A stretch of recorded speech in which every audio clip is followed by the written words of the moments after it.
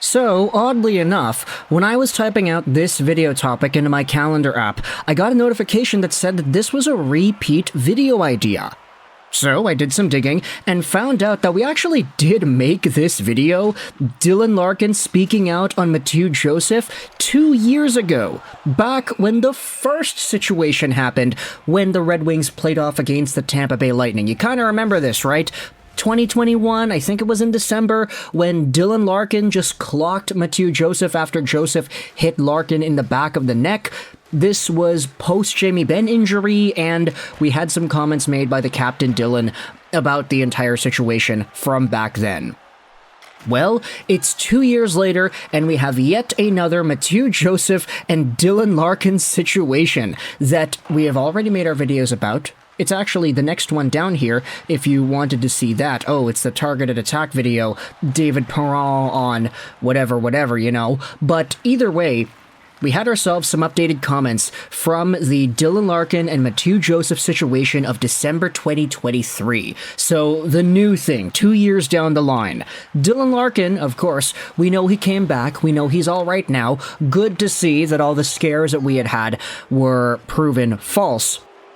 But when it comes to the situation with Mathieu Joseph, wherein Joseph clocked Larkin in the back of the head yet again, only for Larkin to not really respond well to that, he laid down on the ice for a while and had to get helped off.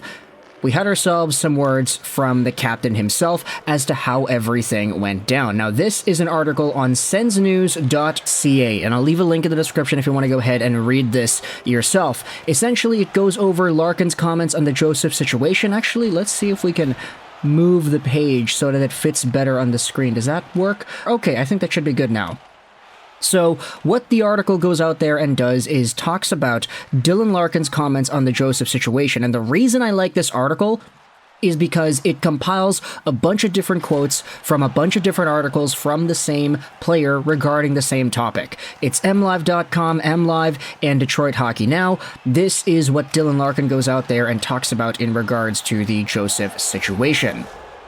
He plays on the line of being in your face. That's how I'm sure he feels he has to play. That's how he plays. I don't have a problem with Mathieu Joseph. The article also talks about how the original play looked far worse than the injury outcome would turn out to be. Larkin was only out for a couple of weeks. The aftermath of the incident led to an outrage from Red Wings fans. However, the organization itself was pretty quiet. Head coach of the Red Wings, Derek Lalonde, was not so dismissive about Joseph's actions against Larkin. Lalonde stated that Mathieu Joseph knew exactly what he was doing in the play that would evidently injure the Red Wings captain. Mathieu Joseph knew exactly what he was doing, Lalonde said, and he caught him in the head. Is it a suspendable play? No, but the trickle effect was that we lost our captain and a really important player after that. Now, the article goes out there and says something else here that I actually agree with pretty well. Possibly the most confusing aspect in this entire situation is that there's really no way of knowing whether or not Larkin was knocked out by the Joseph shove or the fact that his head went headfirst into Parker Kelly's butt end of the stick. Because if you do remember, the hit was on two sides. One on the back, it was the Joseph gloves, and then in the front, it was Parker Kelly's stick. The confidence in both Lalonde and Larkin that Joseph was 100% responsible seems unjustified. Larkin himself mentioned that the injury was not to his neck at all, which would make it much more likely that it was actually Kelly and the stick that knocked Larkin unconscious. I've seen a lot of people talking about my past history, and I don't think that has anything to do with that recent play. There was some concern about my neck, but it was mostly my head and my jaw. And there's the thing right there, the jaw. Mathieu Joseph's gloves didn't really touch Larkin on the jaw. If you look at the video replay, it was from the back of the head here. The jaw area was mostly contacted by Parker Kelly's stick and the elbow. So, of course, you don't want to see Mathieu Joseph going out there and hitting guys around, but Larkin himself is going out there and saying, yeah, that's the way he plays. That's the line he is on. That's the way he has to play. I don't have a problem with this guy. And mostly it was my head and my jaw, so looking at it from this angle, I mean, it doesn't really look too much like Mathieu Joseph is the guy that is to blame for this injury. Now, of course, Are Senators fans going to go out there and defend their guy? Yeah. Are Red Wings fans going to go out there and accuse the guy? Yeah. Especially with the Red Wings fan base being as fiery and feisty that their captain was losing some more time. The fact that there is a history with Dylan Larkin that he even goes out there and acknowledges makes it a lot more difficult to stomach when another thing like this happens again, especially when it's the same guy that we had talked about all those years ago in regards to the first time this happened. So for Dylan Larkin to go out there and pretty much make a calming statement about it, say that it wasn't really Mathieu Joseph's fault, he doesn't have a problem with the way things went down, or not with the way things went down, he probably has a problem with that, but he doesn't have a problem with the player Mathieu Joseph himself. It is kind of calming to see that there is a level of tranquility in this situation. This makes the whole conversation even more confusing, though, as it looks like Joseph was not the culprit in knocking out Larkin. Still, he has received all the backlash since the situation, which has been unjustified to say the least. Now, this is a Senators fan perspective, so of course they're going to say that it was unjustified, but I mean, look, there's history here. Red Wings fans already didn't like Joseph heading into the game because of the Lightning situation 2 years ago. You can understand why there was some backlash there. It looks more evident than ever that Mathieu Joseph was not the reason that Dylan Larkin was injured against the Senators. Okay, I'll live with that opinion. The article is in the description if you want to go ahead and read it yourself. There is a little bit more in this piece about other Ottawa Senators news, but because the article does a pretty alright job in explaining some of the quotes here, I mean, it's a pretty good sort of sentiment to get from the captain of the Wings, isn't it? Furthermore, there was some comments made by Mathieu Joseph in regards to that Larkin play after it happened. I was just trying to get the puck out of the net, and I don't really know who's in front and who's not. Obviously, I think it was an unfortunate situation.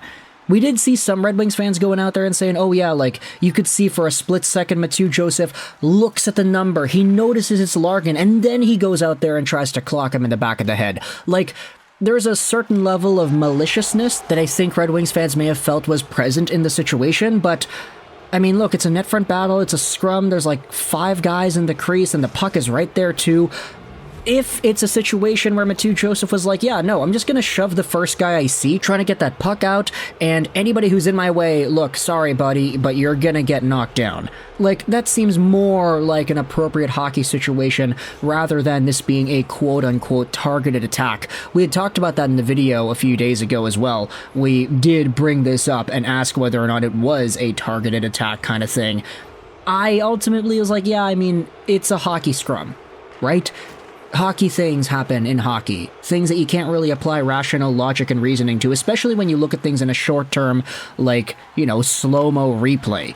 Everything happens so fast in hockey, so it's tough to go out there and really make conclusions based off of a 2-second clip, which is slowed down to like 1/10 of a second. So for Dylan Larkin to go out there and pretty much calm the fire here by saying, yeah, I don't have a problem with this guy, it's a hockey play, that's how he has to play, and it wasn't really the back of my neck, it was my jaw, so maybe the Parker Kelly thing was actually what caused the unconsciousness there, rather than the Mathieu Joseph hands themselves. So let me know your thoughts in the comment section below about this entire Dylan Larkin situation wherein he spoke about the Mathieu Joseph hit. Does this change the way you perceive the situation? If you were angry back when we talked about this the first time, are you still angry now? Do these comments make you even more angry? Derek Gallant seems to disagree and say that Mathieu Joseph knew exactly what he was doing, catching him in the head.